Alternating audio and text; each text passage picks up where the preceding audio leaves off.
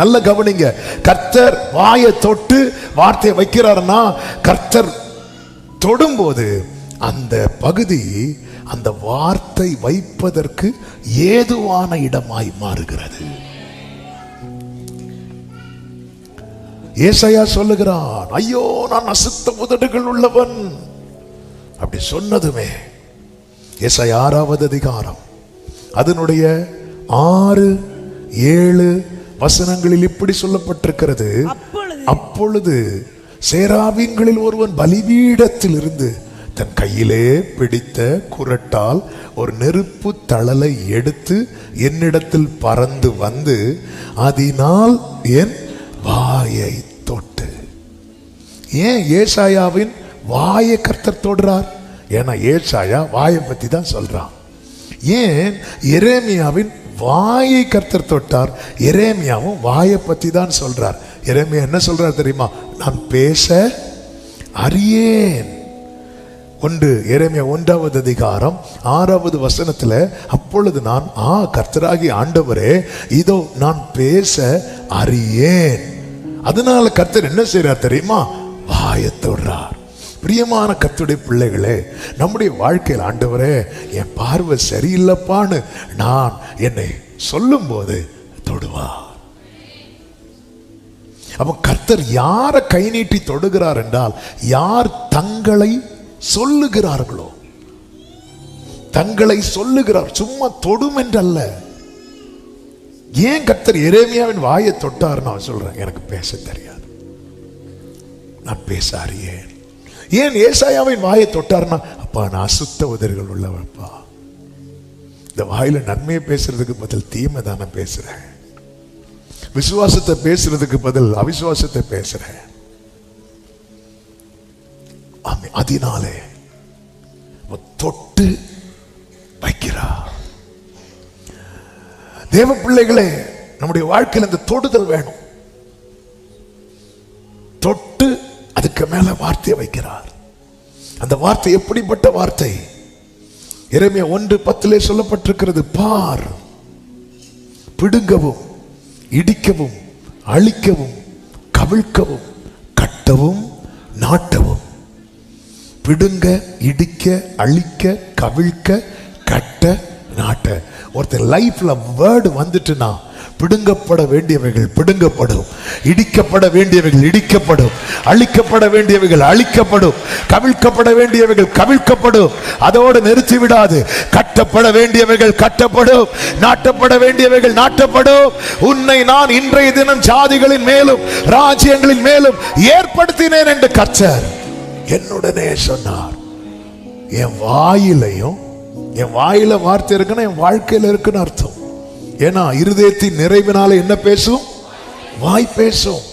நம்ம லைஃப்ல நம்முடைய வாயத்தில் ஒரு நாள் ஃபுல்லா என்னால் ஒரு வசனம் கூட பேச முடியலைன்னா என் வாழ்க்கையில் அது இல்லை என்று அர்த்தம். நம்ம நிறைய வசனம் படிக்கிறோம். நிறைய பேருக்கு புலம்பல் என்ன தெரியுமா?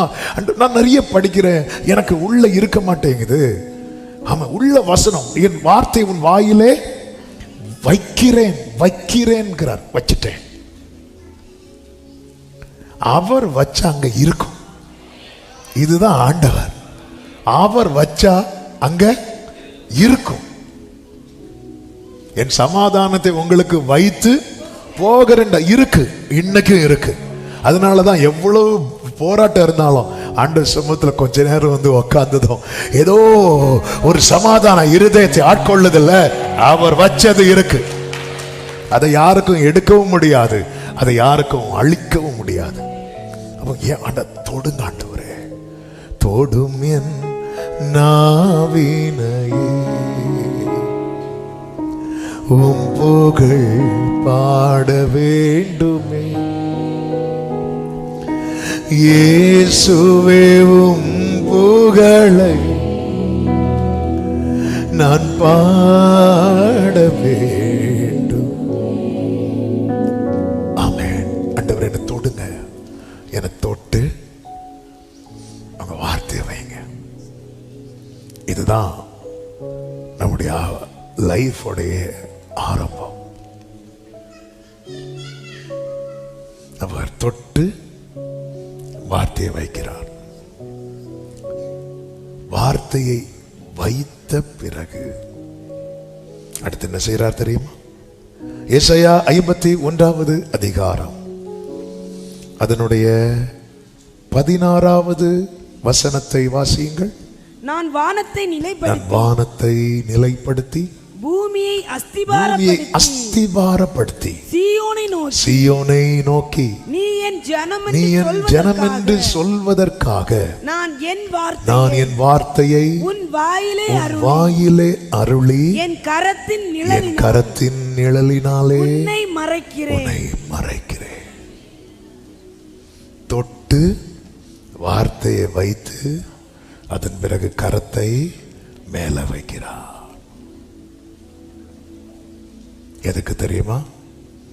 அந்த குறித்த வேளை வரை, அதாவது நம்ம வாயில வைத்தார் அல்லவா, நம்ம வாழ்க்கையில வார்த்தையை வச்சிருக்கிறார் அல்லவா, அது நிறைவேறும் நாள் வரைக்கும் நாம் பாதுகாக்கப்பட, நாம் காக்கப்பட